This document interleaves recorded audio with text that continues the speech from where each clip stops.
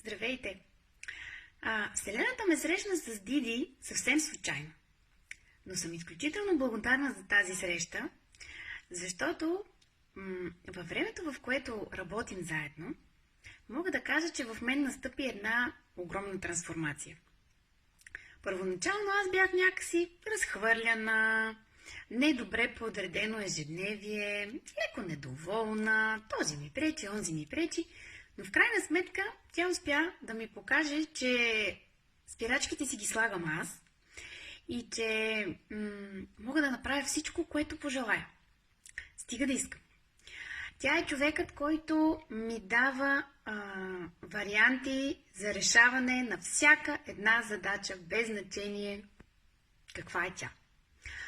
Винаги, когато се чувам с нея и споделям някакви неща, колкото и тежко да ми е било и колкото и да ми е било трудно, тя е тази светлинка, която за един час успява да промени всичко от до. И затваряйки телефона, аз вече имам чувство, че съм с 10 кг по-лека. И просто се чувствам, че летя, че мога да направя всичко, че... Всичко, просто всичко. Някакси, дори когато имам някакъв казус, си казвам, аз ще кажа на Диди. Тя ще ми помогне и ще успеем да се справим заедно. Както винаги е било.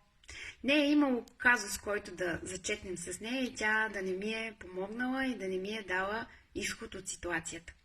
Много съм благодарна на Вселената, че ме срещна с нея. Много съм благодарна и на самата нея, че се съгласи да работим заедно. И искрено препоръчвам на всеки един човек, който се е докоснал до нея, който е срещнал някъде нещо нейно, да не се колебае да работи с нея. Тя е истинска пътеводна светлинка, която променя животи.